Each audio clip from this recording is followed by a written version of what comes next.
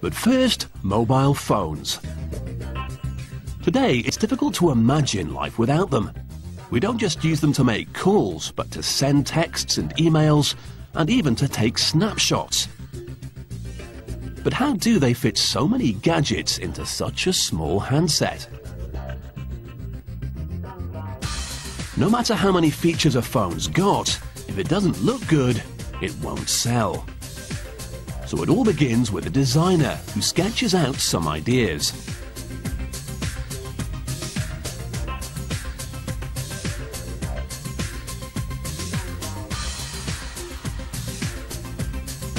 They draw inspiration from current trends in fashion and sport.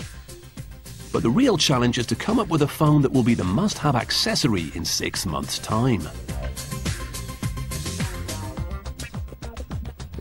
Once a design has been approved, they make a few prototypes with slight variations to see which model works best.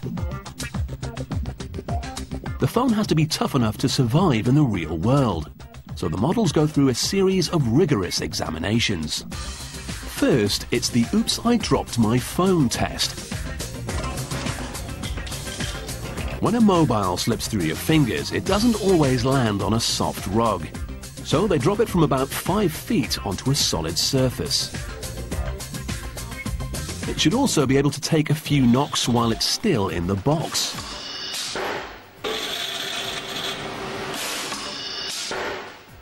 If you're planning on going mountain biking with it, it'd better survive this test. It also has to survive those texting addicts who can't keep their fingers off the buttons. This machine presses each button 150,000 times. And then there's the jeans pocket test. Sand, dust and paper shavings might not be what you keep in your pockets, but it's good to know that the phone can handle it. A machine slides the phone in and out of the pocket for 18 hours, simulating 4 years of wear and tear.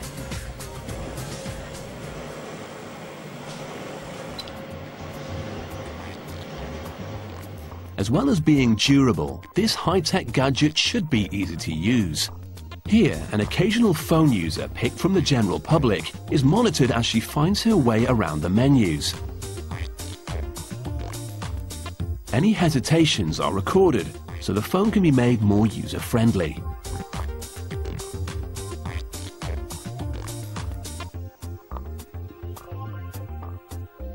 The prototype that makes it through all these tests can then be mass-produced. Here at the factory, they can make up to 50,000 phones in a single day.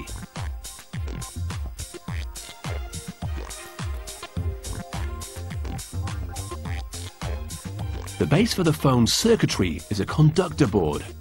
They're made 6 at a time.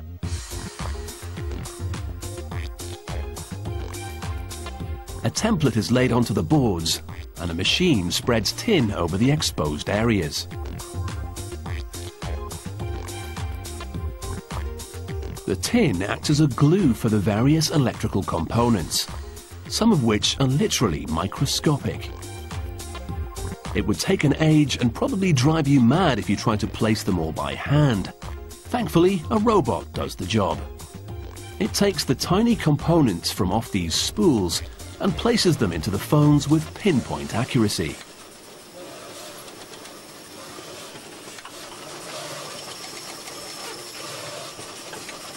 There are 300 of the tiny components in each phone, but it doesn't take long to fit them, just 1/10 of a second each.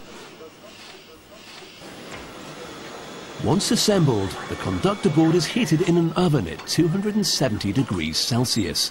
The heat causes the tin to melt and solder the parts in place. Almost everything is done by robots, but fitting the lens for the camera is an exception. It's slotted into place and then connected to the camera chip.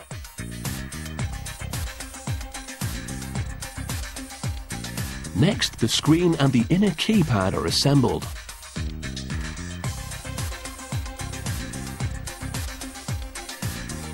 This weighted metal wheel causes the phone to vibrate when it rings. Now all of the parts can move into their new home.